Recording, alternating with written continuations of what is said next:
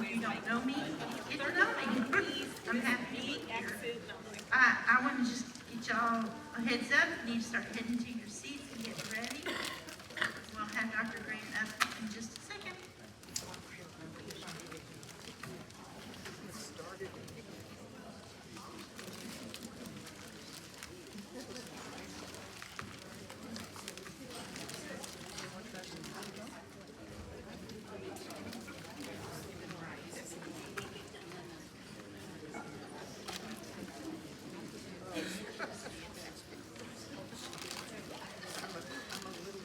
Okay, so I hope you've enjoyed the evening so far.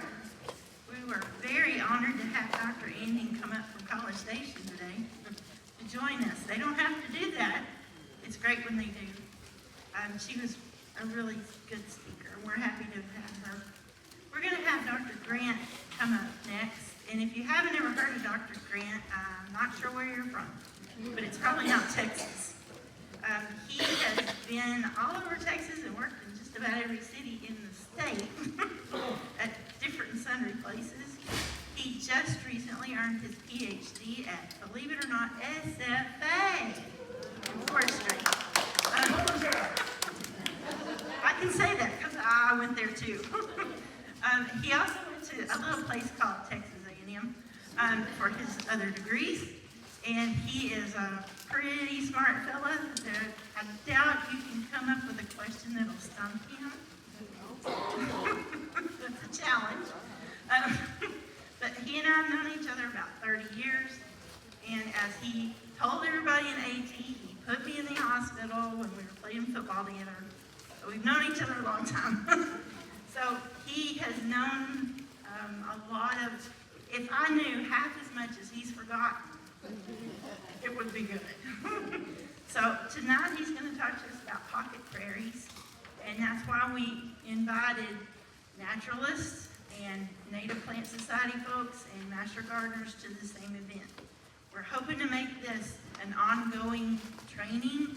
We'll have different classes, different topics, different speakers. We thought if we started out with the best, we can only go down from there, but I see a lot of people that didn't show up. They're on my list. Now, I'm really glad that we're here. We've got this great facility. We were so blessed with that. And I hope you enjoyed your dinner or your heavy snack. And I'm proud of you for braving the dark sky, since we've turned into dark all the time now for this part of the year. And if you have any questions about Greg, would you like to answer questions during your talk or hold to the end? During. Okay. So he's fair game. Thank you so much for coming. Please know the survey that you got handed out, you need to fill in those bubbles completely. That's very important to make them work. And Dr. Grant's questions are going to be toward the bottom on the long survey, and it will be the only questions on the short survey. If you got a long survey, you know you got a long survey. So we're just trying to cover both speakers and get good feedback from the audience. I believe there's a section where you can give us ideas for other topics and other speakers if you wish. Tell us what you didn't like, kindly, and tell us what you did like so that we know to keep doing that. I appreciate it. There's going to be a box or a basket somewhere back here for you to put those back in before you leave. All right? And if you got a book or you have a book that you want signed, after he gets done doing questions and giving answers and finishing all that, he's going to go around the corner and there's a table there. And we're going to let you in slowly because it's not a huge area. You'll go by, get your book signed, and then you are free to leave. Does he know just ate a lot of garbage? I bet he can make it. Thank you so much. Ready? I am.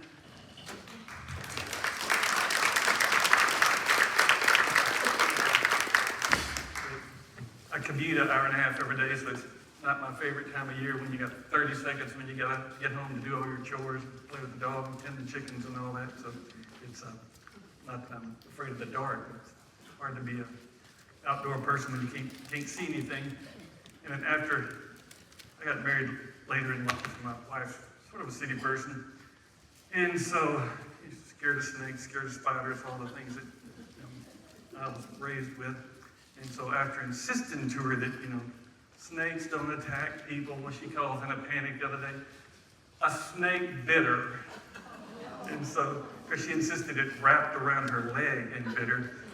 It was, because luckily I've been a certified Appalachian snake handler, so I could tell by the description it wasn't anything venomous, but now she'll never believe a thing I say again.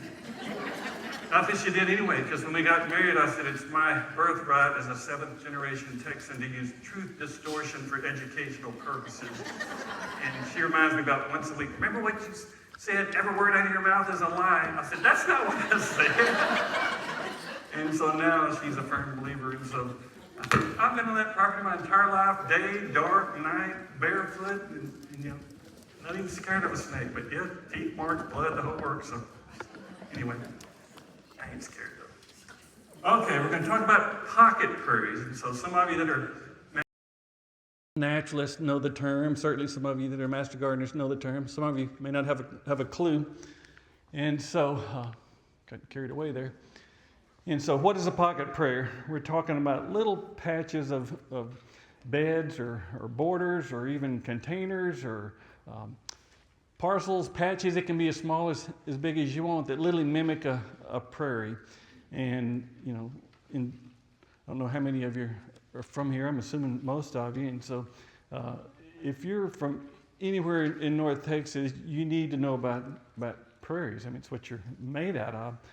And it's not right to come to a place that's built on the prairie and not see some semblance of prairie heritage in everything, from art to life to buildings to whatnot. And so we've got some issues going on with horticulture worldwide, and a lot of it has to do with prairie plants, particularly in Texas. And so some of this y'all know. And some of you can look at some pictures and you see things all the time with great big beautiful prairie restoration projects, and people say, well, I don't own a prairie, I don't even own an acre, but it doesn't matter if it's a quarter acre or a square foot bed or a container. We can do some semblance that mimic working prairies even on small scale. So that's what we're trying to teach people to do. Now, I was born a gardener, keeper of the class terrarium in 1st grade, read a book about George Washington Carver in 4th grade, decided that's what I was going to be. And I've been in every society there is. Got 1 degree in floriculture, 1 in horticulture, a lifelong gardener.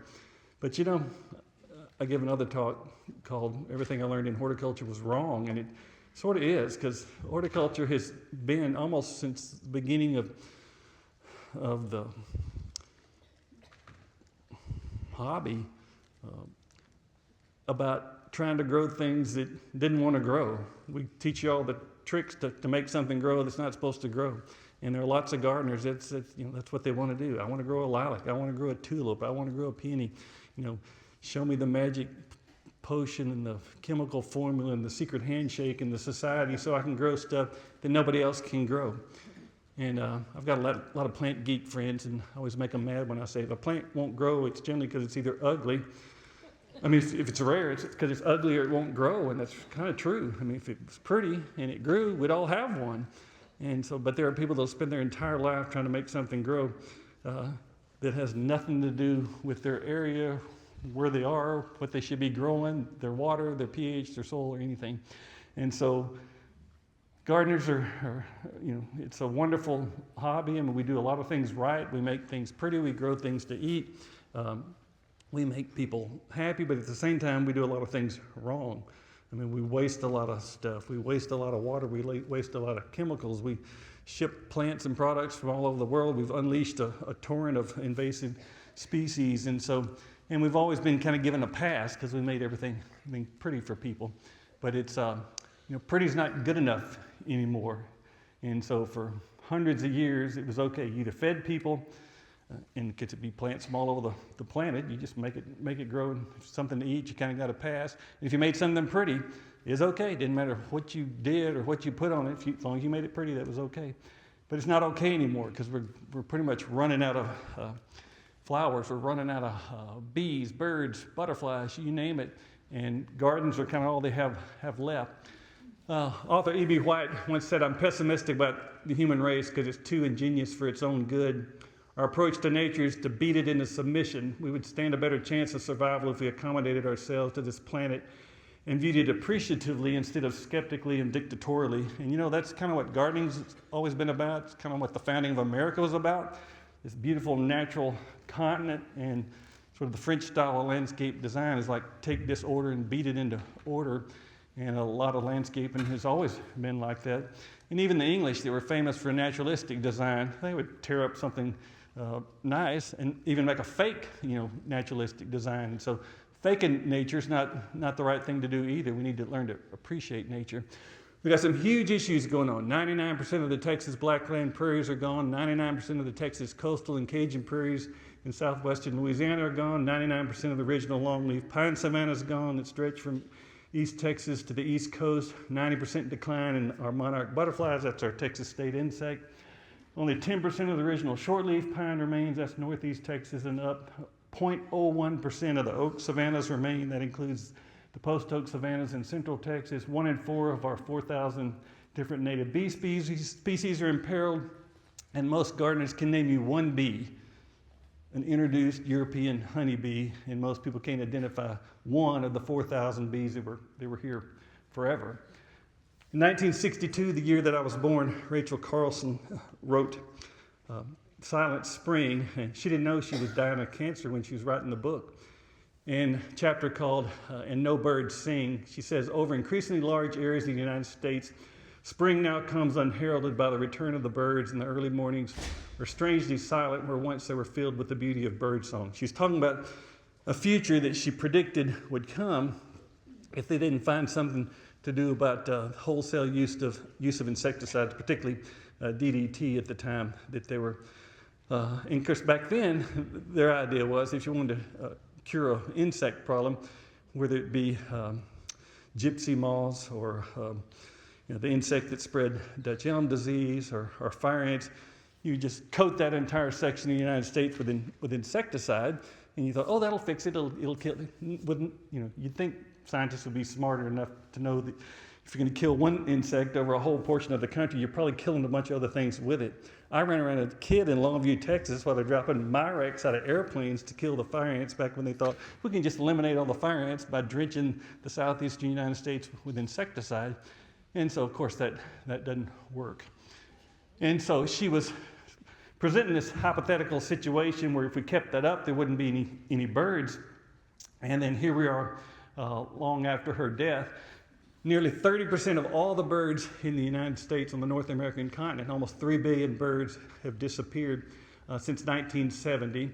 More than 50% of all bird species are in decline. Grassland birds have declined over 50% in the last 50 years. That's 720 million total birds gone, and continued widespread declines in bird populations with 229 species requiring urgent conservation action. So all kind of bird decline going on, particularly with grassland birds, but it's actually all birds.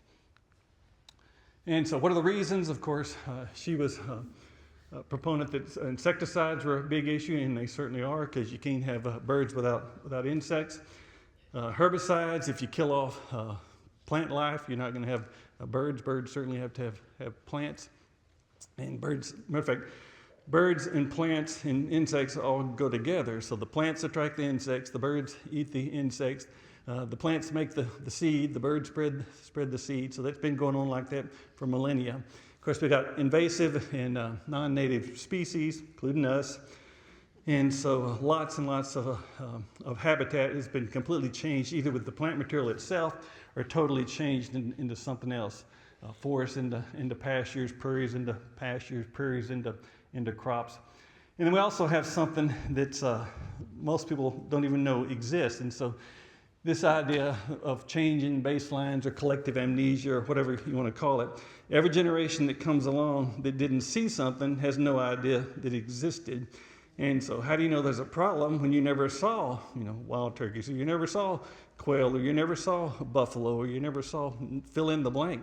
And so once it's gone, then from that generation on, it's like, big deal. I never saw it. Matter of fact, I don't even know it existed, so why am I upset about it? And a good example for me would be bobwhite quail, pretty much on its way to disappearing in the southeastern United States. And so I've seen 3 in my life, each one 10 years apart, starting about 30 years ago. When I'm bounced off the windshield in Shelby County where my grandparents lived, and like a good country kid, I brought it to my grandmother and she cooked it for me, fried and smothered in brown gravy, in case you're interested.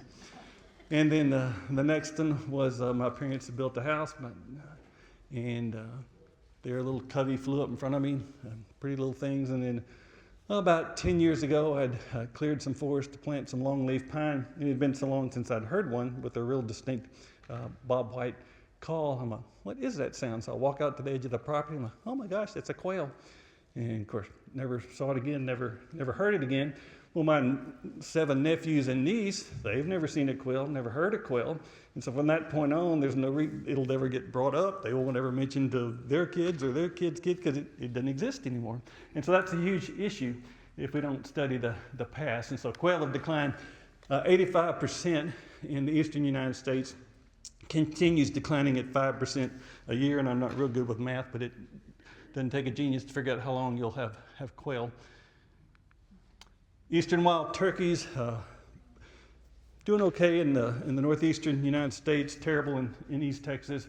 And here's part of the reason we're extirpated in East Texas by 1930, because we hear a lot about hunger. If you go back to the Great Depression, when you had real hunger, when they killed every deer, killed every turkey, killed everything that was edible. But they were extirpated by 1930, but they didn't close the season until 11 years later. So that somebody's like asleep on the job if you're going to wait till they're gone and then say, oh, no more season, because there's no more turkeys. And the limit was to kill 25 a day. And so, it makes you wonder, you think humans are smart, but we made some really huge mistakes along the way. And I can't imagine how any wildlife biologists couldn't have figured that out ahead of time. So some of our grassland birds that are in decline, some really cool things that really need grassy, weedy, prairie-type spaces, what I think should have been our state bird, although a loud, obnoxious mockingbird is probably more fitting.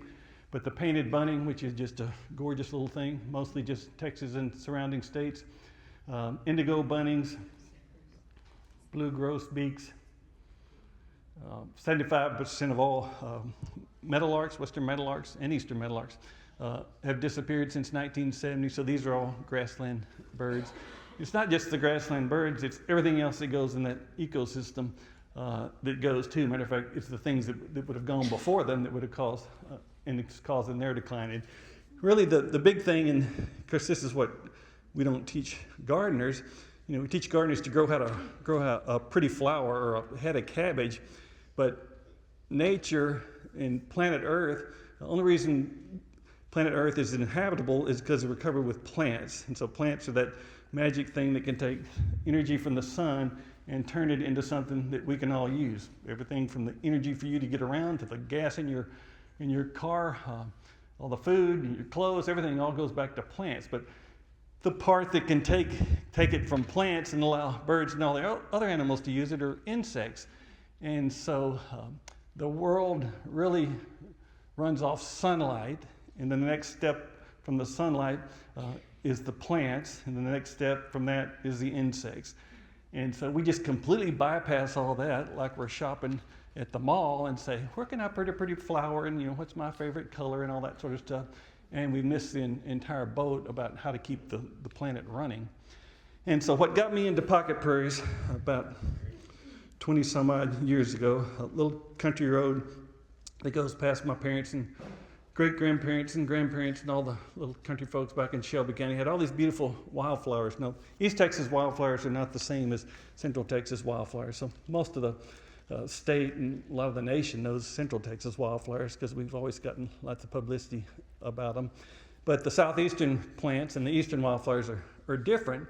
And so one, it's my fault because you see stuff in magazines, you're looking at Texas highways like, I want a bluebonnet, I want an Indian paintbrush, I want those things. and you tend to ignore the stuff, and we're really bad about that. Everybody, no matter where you live, we never want what's there. You know, the pasture's always greener. We always want something else. It's kind of what horticulture is. We don't want the stuff that's there. Let's find stuff that I can bring in and grow. But there are these beautiful flowers, things like Echinacea sanguinea and the Delphinum carolinianum. And in a matter of about 10 years, this roadside that was covered with really pretty things like downy phlox, Phlox pilosa, and Coreopsis, and that's a little penstemon called Penstemon laxiflorus. In about 10 years, I looked up, and those same flowers that I was admiring were gone. And so they exist in these tiny little patches between the fence rows and the road now. And so I realized something's happening here because the roadsides were pretty, and of course you can multiply that across the state now with our roadsides. And we're famous for our wildflowers. Every botanist that visited, every settler that visited, every diary written about Texas talked about wildflowers as far as the eye could see. And being somebody that not only drives 200 miles a day, I always loved riding in the car because you'd look out the window and you'd admire plants, because I was a plant geek from the time I was born. And so I've been looking at roadsides my entire life and still do. And so there's been a really big change. And of course, not only the roadsides, just look at, you know, the whole state, the whole country for that matter. I mean, there's very little like what it used to be. And so pretty much Texas can be summed up into either brush country, rocky country, crops, lots and lots of cattle production with introduced grasses that are not native grasses. And then in the eastern part of the state, timber production. And then, of course, lots and lots of houses and lawns. And so none of those things are plants that were here before, or even ecosystems that were here before. A lot of those pastures, if they're not highly maintained, are scattered with Asian shrubs and vines and grasses from Central America, like Bahia grass, and you got Bermuda grass from Africa, and you got Johnson grass from South America. So we've literally totally changed what the landscape was when all the birds and the bees and the butterflies evolved here. And so you look at most roadsides now, there's some combination of semi-invasive species or highly invasive species. So here's one I take to work every day, where they beat back the Johnson grass with glyphosate every year. So you got Bahia grass and Bermuda grass over here, Johnson grass that they beat back with herbicide. So not one single native flower, not one single native blade of grass. And we're talking about for miles and miles that I drive. And then the forests that are behind it are nothing like the forests that were there originally. So we literally have no ecosystem the same as it was for thousands of years. And then I take this long stretch through Rusk County, where they started this horrible practice, and lots of cool wildflowers that should be along here and used to be along here. And so they started this practice of, instead of mowing, they spray with glyphosate.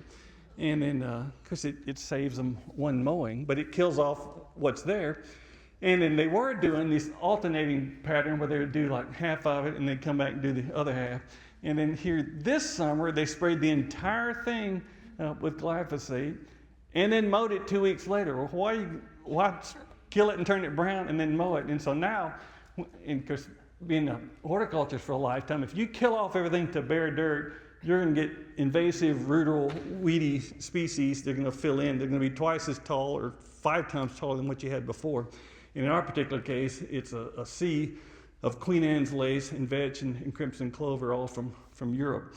And so somebody that thinks they're doing the right thing by saving the county money is like doing irreparable ecological damage that can never be replaced. And so we're talking about tens of thousands of years that it took to develop that layer of vegetation, wiped out in a single spray and turned it into something else, and without huge effort, pretty much impossible to bring it back like it was. And so we can't do stuff like that repeatedly on what few spaces we have left. And let's face it, the spaces that we have left are mostly roadsides, right-of-ways, power line right-of-ways, and railroad right-of-ways. And so I knew Lady Bird Johnson. I'm old enough that, and started my career early enough that part of my job at Lone Star Growers in San Antonio, my boss was on the board with her at the Wildflower Center before it was named after her. And so she loved plants. She was a fellow East Texan, so I would go visit her in Johnson City, and we'd chit-chat about plants. She made me a sandwich one day. Well, she is rolling over in her grave if she can see the roadsides now compared to what she championed in her lifetime and career, because she loved flowers, but of course she particularly loved wildflowers. And if you don't think it can make a difference, look at the difference where it's sprayed on the right with Roundup and where it wasn't sprayed, with the difference in the native vegetation versus completely foreign vegetation that comes back that looks nothing like what it did before. And so disturbance can be a good thing in certain ways when you're talking about like hooves of a buffalo or a fire, but major disturbance when you wipe out everything with a herbicide application is an awful thing. Now, people remind me all the time, and I'm surrounded by a family of non-plant people, and so, well, Greg, we gotta mow the roadside. You can't just let everything, grow up into weeds and got deer jumping in front of you. You can't see a car coming. Of course, the Johnson grass is like 7 feet tall, which is not even supposed to be there. And so, yeah, we mow twice a year, and that's we need that for safety. But the problem is, with our mowing regime in the spring and the late summer, that allows spring wildflowers to be there, which we're famous for. But you know what? There are summer wildflowers and fall wildflowers. Well, we don't see those because both of those get mowed, and they also, what ones do get to bloom for a little bit, don't get to set seed. So we've completely changed, how those plants live. Not only live, but they can't even spread anymore. And so we've completely eliminated summer and fall blooming wildflowers on the roadside. You think, why is that a big deal? Well, really big deal because monarch butterflies and hummingbirds both migrate in the fall, along with birds migrate in the fall. And so we've completely changed the runway. And so here's a good example on that same stretch pre-Roundup with a Silphium radula in bloom. And so I took that picture one week and that picture the next week. It doesn't kill it, but not one single flower sets seed. And so that thing's been going for 20 years or so now, never making offspring from seed, when the goal, nature put that plant here to make bloom, to have pollinators, to make seed, for those seed to make more plants to make seed. And so it completely changes the rules for that plant, and now it's just a matter of survival. So now we've got these little patches surviving, and then Roundup applications killing what manages to survive, and so we're gradually eliminating wildflowers in general. And then you got the people, well, let's don't mow. Well, the problem is you have to mow at some point, and so if you don't mow it down, in East Texas we turn into forest, in Central Texas you turn into juniper. Just about every place turns into something woody if you don't have some disturbance. And disturbance in the throughout history in most of the state was fire, and we'll talk about that later. And certainly we can't burn everything now, but you can't just stop mowing. So I pass 5 different no-mow signs on the way to work every day on my hour-and-a-half drive, and not one of them has a flower in it because they've all just grown up into scrub and trees. And so somebody thought they were doing the right thing, probably fought their whole life to get a no-mow sign put up, to only have it turn into nothing that, may have to change this, turned into nothing that they wanted to save. And so we can't not mow. That's not the answer. And we can't not spray because there are a lot of really invasive things that we need to spray to get rid of. And so it's not a simple issue. And so here's an example of not mowing. I love, in Central Texas, you've got Maximilian sunflower. In East Texas, we've got swamp sunflower. Both of them bloom in the fall when monarchs are migrating. So here's an example that it's not being mowed. It's really pretty right now, but you see all those sweet gums and pine trees start to pop up. And then you go another year or two without mowing, and then turns into forest. And then almost all the forests in East Texas now are really dense, fully shaded, zero herbaceous material under the trees. And there's hardly a person in the hill country that realizes it's not supposed to be covered with cedar, or in East Texas that doesn't think forests are supposed to look like that. They're not. And so every bit of Texas was some form of a grassland originally, and every grassland included wildflowers. And so you were either a prairie or a savanna or a woodland, and we'll talk about why in a minute. And so having dense closed canopy forest or brush eliminates all herbaceous plants. If you eliminate the herbaceous plants, you eliminate the insects, you eliminate the bugs, and you eliminate the birds. And so we tend to think that you only had grassland birds where you see an open grass, cow pasture now, and that's not the case. It was all some form of grassland before. And then we horticulturists. Our landscapes, at least in the South, probably most of the United States, I'd say are about 85% from southeastern Asia. So azaleas, camellias, gardenias, sweet olives, banana shrubs, daylilies, roses, Asian jasmine. There's a reason for that. The Asian culture is really old.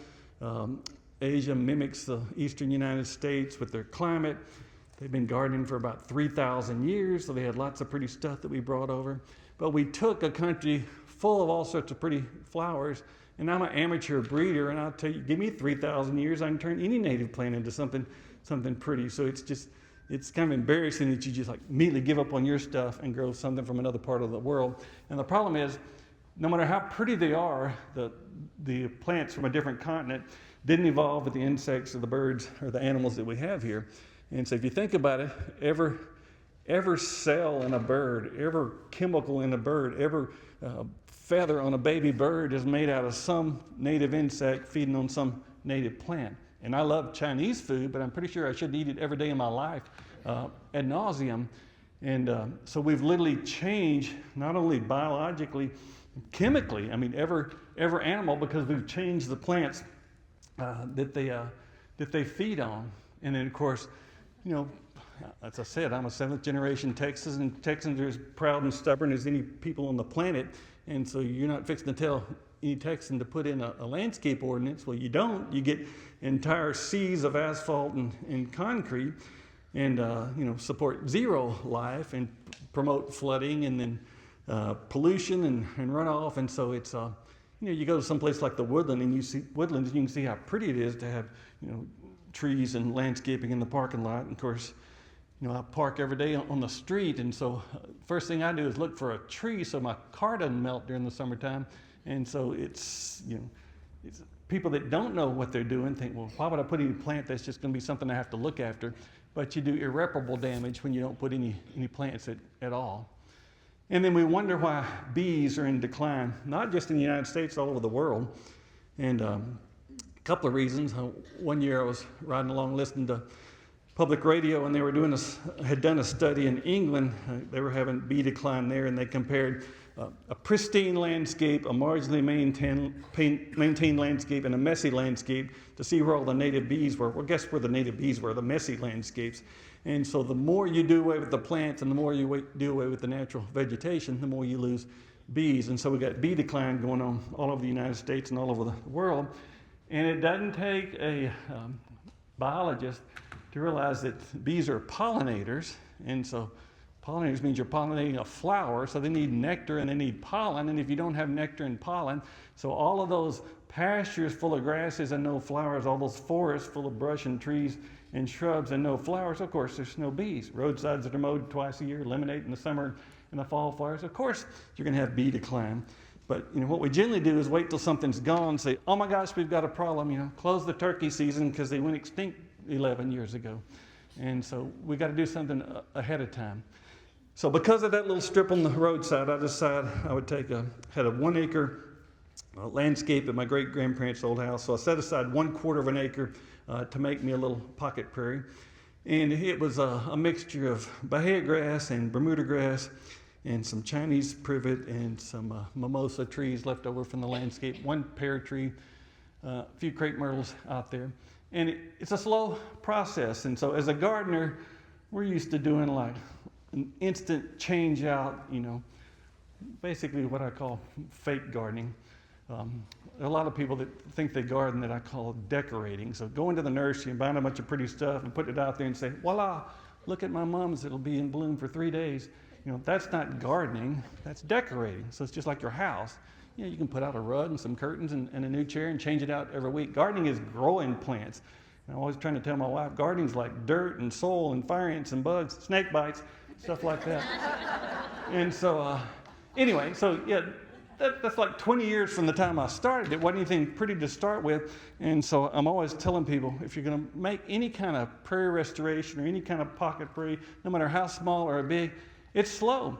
I mean, it took them at least 10,000 years to form. And so the best you can hope for is to maybe have something that looks good in 10 years. But that doesn't mean don't do it. And so it's kind of sad that most people are not real gardeners now, and they don't understand growing plants, but they don't mind buying stuff and putting pretty stuff out there. But we've got to learn to actually not only grow stuff, but grow stuff that's supposed to be there. So I collected the seed off the roadside. I started with only native plants from the area, no non-natives. And you have to realize every flower on planet Earth, for that matter, every native wildflower is specifically designed, its shape, its size for a particular bee. Here's a good example of a baptisia and a bumblebee. And so the weight of that bee sits on the keel of that flower. The fused stamens, because of the exact weight of that bee, force up there and goose her in the butt with pollen there. And so every flower is like that. Every flower is made for exact butterflies, exact bees, exact bloom time, exact birds. So it's this all really interconnected web that we just totally ignored as we're destroying everything. There's half a dozen, almost a dozen species of baptisia around the state. They're basically big perennial bluebonnets, but they're not common in the trade. We don't talk about them. We don't sell them. So I took each of the little wildflowers that I admired on that roadside there. There's the Echinacea sanguinea, and I would just seed them in there. Sometimes I'd grow a plant or two and plug those in there. And I only had a couple of rules. It had to be native plants. I was only going to mow it down one single time a year. No fertilizer, no water, no insecticide. The way we should really learn to garden. So what do we do when we learn about garden? How quick can I hook up a sprinkler system? Show me what fertilizer to use. Show me what chemicals to use. Show me what plants I can replace these with. What kind of mulch do I put out there? So we fake it to garden when we should have learned to really garden and grow stuff. And so I changed the rules that I grew up with. And over time, I just keep adding more stuff. No mulch, no pruning, no primping. There's a rattlesnake master. That's a Hymenicalis eulei there. There's some liatris blooming there. That's Liatris aspera, which I was kind of ashamed of because it didn't look like the Liatris spicata that was in the Dutch bulb books. We got to quit looking at books, because those books and those catalogs didn't come from here. We got to learn to appreciate what we had. So that was the Liatris on my roadside, which I ignored for most of my horticultural career. That's the Liatris that's supposed to be here. Why would you be trying to grow one that's not here when you've got something that's supposed to be here?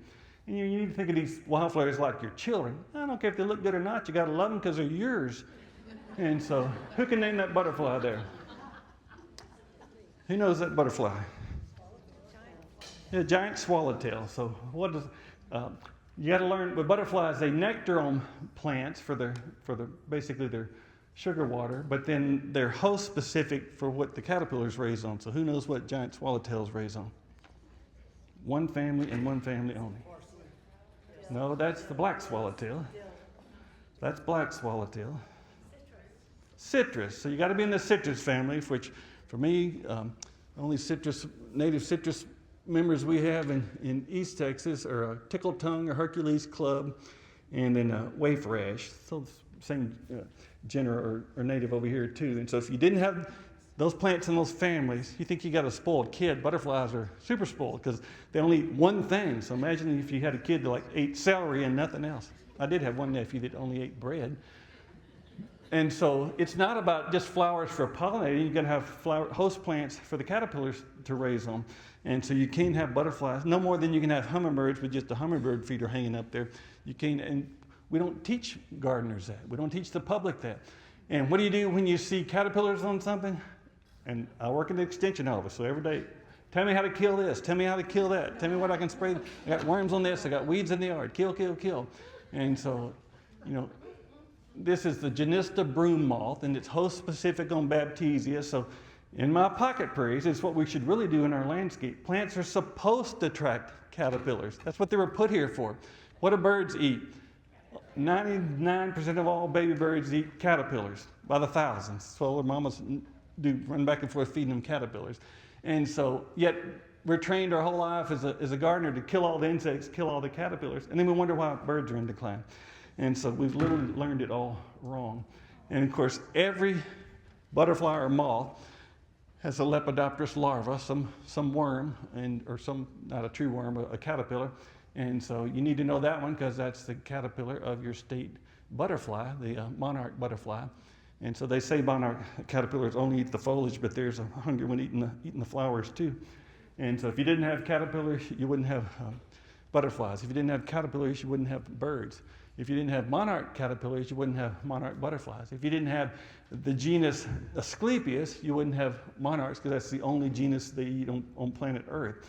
And so multiply that times hundreds of species, and you have to have thousands of species out there to support the hundreds of butterflies and thousands of moths and thousands of bird species. Y'all don't have this butterfly here, but my favorite one at home is a zebra swallowtail butterfly.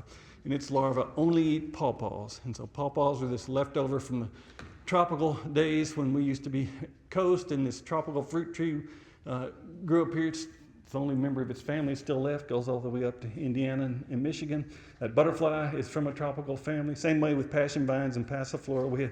It's a fascinating place because Texas is a crappy place to garden because it's too hot, it's too cold, it's too wet, and it's too dry, all at the same place, all in the same time. But you know, we're supposed to be, because we were all of those things. We've been at the bottom of the ocean, we've been the desert, we've been the Midwest, we've been the Southeast, we've been the tropics. And so, and if you go out and study the plant material, we have all these bits and pieces left over from all of that. So instead of embracing that, we all want to run to let's grow what they're growing in the Northeast, or let's grow what they're growing in Japan. We pick one spot on planet Earth that we want to mimic, and we're not that place. We're a very distinct and different place, and we should have embraced that. Here's an example of a cool little caterpillar. This is the larva of the buckeye butterfly, and one of the wildflowers. I spend a lot of my money planting wildflower seed, and most of the things that I have do well are things that I didn't plant that just shows up. So it's true, if you build it, they will come. And one thing that likes to show up is this little Agalinus, or a false foxglove, and it's a host plant for the common buckeye butterfly. And so anybody that immediately gets mad when they see a caterpillar needs to back off and prove to me that they know what that caterpillar is going to turn into. If it's a native, and we don't have a lot of invasive butterflies and moths in Texas, but there are some. But pretty much what I tell people now, if you can't prove to me first of all, you need to identify the insect and tell me what it is. I'm not just going to tell you how to kill something when you don't even know what it is. It's a spider. It's not even a spider. So don't be killing stuff that you can't identify. And then I want you to prove to me that it's going to cause economic harm or it's going to kill that plant. And the plant wasn't going to die anyways. It's amazing how many people wait till the plant was on its way out and fixed to die, and then they're out there coating it with stuff. And you'd be amazed how many people say, well, I put fungicide, insecticide, miticide. And well, it's not even any of those. And so you don't just start dumping stuff. Would you do that to yourself? No. But yeah, we do that, and oftentimes it's not even the right chemical, or it's a plant that was going to be dead and wasn't going to live anyway. So we need to learn all of those caterpillars. There's that giant swallowtail again. And I do have some invasive species like everybody does, and so my great-grandparents grew mimosas. They're in the bean family, and a lot of things like bluebonnets and Texas mountain laurel have seed that'll last for decades and decades and decades. And so every time I build a fire, it scarifies the mimosa seed, and so they will literally come up in a ring around the fire. And then, of course, there's still some scattered in a little pocket prairie there. So the only time I use herbicide is I go and I cut those invasive species down like Chinese tile or Chinaberry or mimosa, and then I use a triclopyr and treat that to get rid of those, because some of the invasive species, and the reason invasive species are wild is because they didn't involve with insects and animals that like to eat them. And yet we always rewarded those plants in horticulture. Oh my gosh, here's something like a ginkgo. Nothing eats it. It's a good thing. We never have to. No, that's a bad thing. And so it's because it didn't evolve here. And so things are supposed to eat the plant, and it's not supposed to kill them. And so if it's a truly adapted plant, it's supposed to host insects that don't kill them, because if the insects killed them, I grew up with catalpa trees. My papa would collect catalpas, freeze them in 1-gallon milk jugs in the freezer to fish with later. layer worms, layer meal, layer worms, layer meal. And so we get this question like, oh my gosh, the catalpa worms ate all the leaves, it's going to kill the tree. If catalpa worms killed catalpa trees, there would never be any more catalpa trees. And so all of those plants, like oak trees that host 400 different kinds of caterpillars, are designed to survive those eating them. Otherwise, they'd disappear. And so that's part of the mix. And so we literally should have taught people to tolerate insects. Now, certainly everything's going to go dormant. In gardening, we like to rip things out and start over and put in our pansies and ornamental cabbage and kale and whatnot. But, for tens of thousands of years, all the life that lived here lived with one natural cycle of plants growing and dying. And so just like people get old and scruffy looking, plants do the same. And, death is a part of life. And so first day in Master Gardener class, I was, gardeners want to take the class and teach me how to grow everything. It don't work like that. And so the first thing we cover is, let me tell you something. Every plant you ever plant is going to die. And they're like, what? I said, that ain't the half of it. Your spouse is going to die. Your pet's going to die. You're going to die. It's all going to die. That's part of it. And so get over it. So we flip out because the plant died. It was going to die anyway. It's like those butterflies. They live like 3 weeks. So when it bounces off your windshield, it was probably its last day anyway. So that's just part of it. So you don't go around killing stuff unnecessarily, but death is part of it.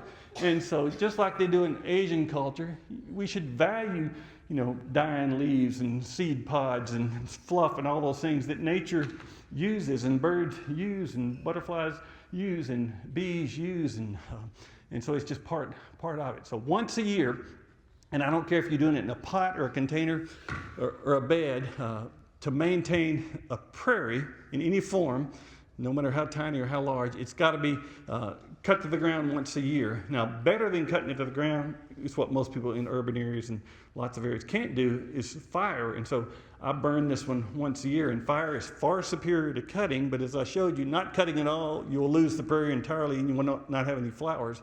And so this particular one, only about a quarter of it burns, because to burn, you got to have grasses and, in our case, pine needles. So there are certain plants in nature that are literally fire starters. So they evolved to start fires and carry fires because they learned to like fire and they knew it killed everything else. And so we have lots of plants in what we call a pyric ecosystem. And so not everybody can do that, but I can tell you fire is an amazing tool because it's a fertilizer, it's a herbicide, it weeds, it limes, it does all these things at the same time. And it's cheap and easy to do, but of course not everybody can do it. But this is why it's important. That's the historic fire return intervals in the United States. So the darker the orange is, that means historically how often you had a fire. And every year, we get lots of stuff on the news about wildfires in Texas. Well, there's a good reason for that. Because the longer you go, the more catastrophic the wildfire you're going to have. Because historically, in those dark orange areas, it burned every 1 to 2 years. And so you didn't have a whole lot of vegetation. You didn't have a whole lot of branches. You didn't have a whole lot of grasses. And so early on, and here again, all the foresters for a long time thought fire was bad, so we quit burning anything, prairies or forests. Well, it turns out everybody knew grasslands burned, didn't practice it a lot, but who knew forests burned? Well, yeah, that understory burned, and a lot of trees like oak trees and pine trees are fire resistant. You can pretty much look at a plant at the thickness of the bark. Those thick, rough bark trees grew up with fire. I say grew up, we're talking about over thousands and thousands of years. And that shows you. And so if you have fire, that gets rid of all the non-fire resistant plants, kills off all the plants that can't tolerate fire. So we have something going on all over the country now called mesification. So all of the plants that like moisture that grow along the streams where fires didn't get to have now crept up and spread everywhere, and they're not fire resistant. Not only are they not fire resistant, they're also not drought tolerant because they were bottomland species. Our whole nursery industry is based on growing bottomland species that they water once a day in a nursery, and we bring them home and water them, 3 or 4 times a week in our landscapes. And so the fire and the water use all go hand in hand. But every place you see that red and orange on there means you had grassland, prairies, and wildflowers, either by itself or underneath the trees. And that's why when Smokey the Bear came along, we thought it was a good thing and it eliminated fire. We totally changed those ecosystems. And so my dad calls me a firebug, and when I burn, even though I put it in the paper and I write stuff about it. You know, a lot of people say, "Oh my gosh, Greg's like killing all this stuff again." So you're not killing it. It's the ultimate renewal for these things that evolved with fire. And so it doesn't take them, you know, a matter of weeks to spring right back. And it eliminates all the briars, all the shrubs, all the things that are not fire resistant, and promotes the perennials and the grasses and the wildflowers.